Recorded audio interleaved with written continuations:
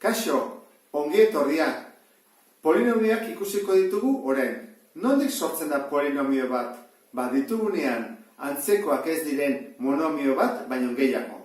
Adibidez, hemen dugu monomio bat, hemen beste bat, eta zenbaki bat. Orduan, ze gertatzen da? Ez direla antzekoak, horregatik da polinomio bat.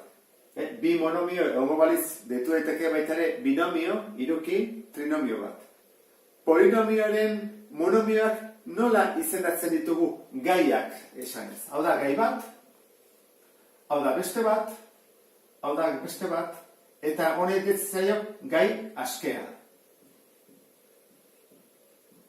Ez duelako letrarik. Horran, honek ditu hiru gai askea. Bestetik ikusi behar dugu polinomio honen maila zein den. Eta hortarako begiratu behar dugu ze monomiok duen mailarik altuena. Orduan, hau zenbatekoa da 5. mailakoa.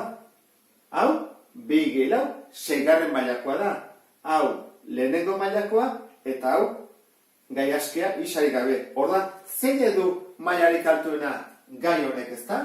Orduan, esango nuke dela 6. mailakoa.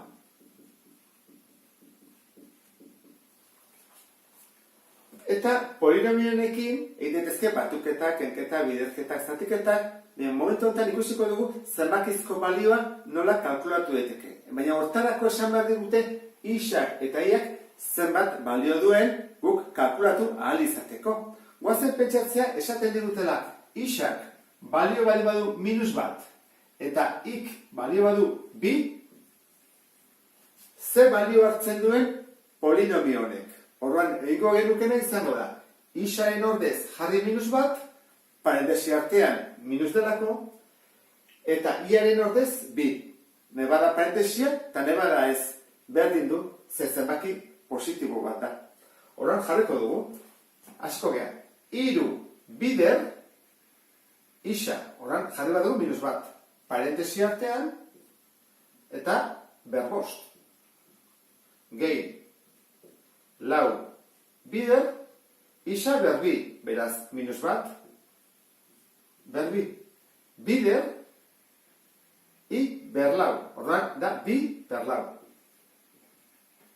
Ken, datorrengoa, 2 bider, isa, dala -1, parentesia jarriko dut, eta azkenean, gehi 5.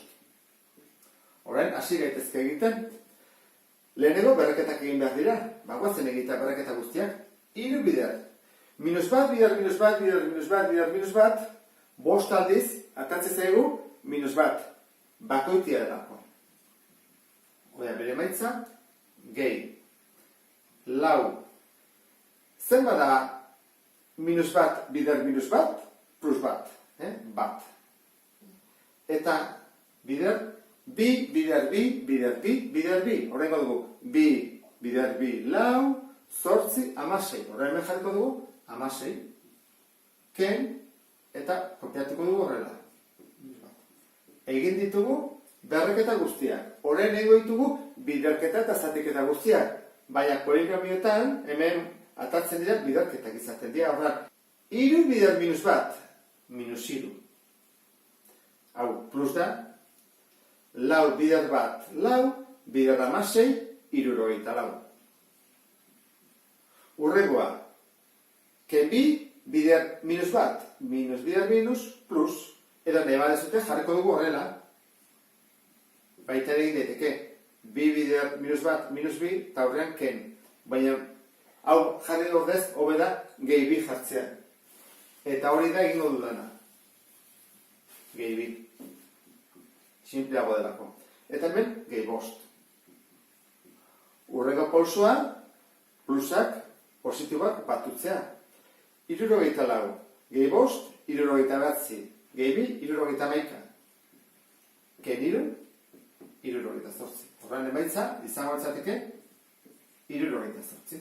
Eta honekin bukatzen dugu, polinomioekin, egin bat dugu sarrera. Beste bat arte, agur.